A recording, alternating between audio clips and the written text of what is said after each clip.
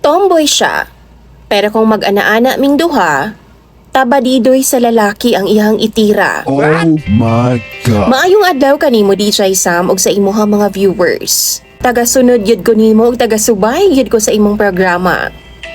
Unta mabasa sab nimo ang akong mensahe nga ipadangat. Tawagan na lang ko Yang, taga North Cotabato ko. Single mom ug naay duha ka anak. Kaning akong problema no karon na bahin ni sa ako ang uyab nga usad ay siya ka lesbian or tomboy.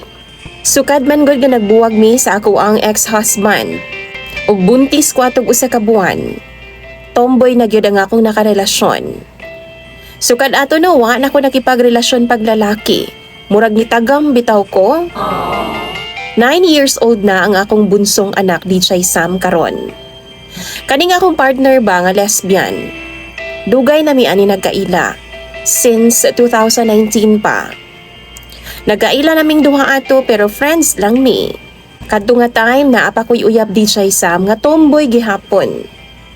Hangtod karon no, 2026, nagakita gihapon mi og nanguyab na gyud siya nako. Unya ako kay single man, gisugot dayon nako siya. Sa tinuod lang DJ Sam, gwapa siya nga tomboy. Tawagon na lang nato siya sa pangalang Jaylene. Kani si Jaylene DJ Sam, di ni siya sweet nga pagka-lesbian. Sa tinuod lang no, iyaha lang yung hitsura ang akong gusto. Pution siya tapos gwapa. Katong bag-o pa mi, okay man mi DJ Sam. Magkasinabot kaayo ming duha.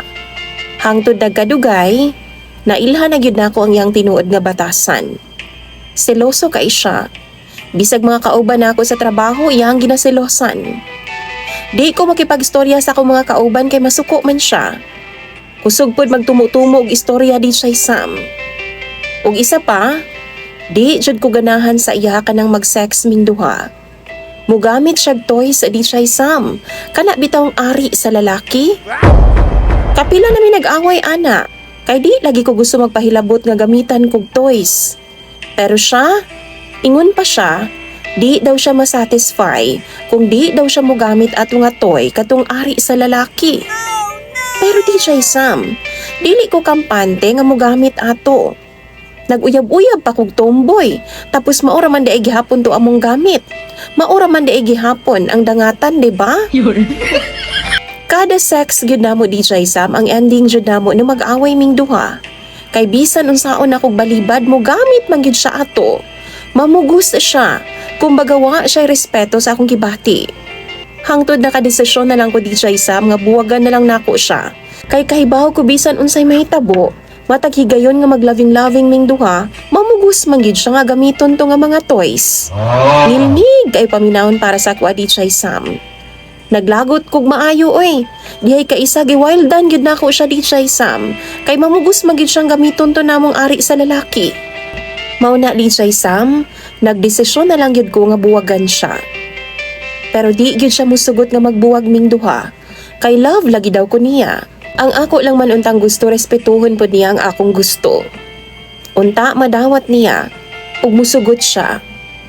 Para sa mga viewers nimo DJ Sam, unsa man ang inyong makomento ani akong problema karon. Palihog daw bi, tambagi ko ninyo kung sakto ba ang akong desisyon. Salamat ug maayong adlaw pag-usab sa inyong tanan. Imong sender DJ Sam og follower, Yang.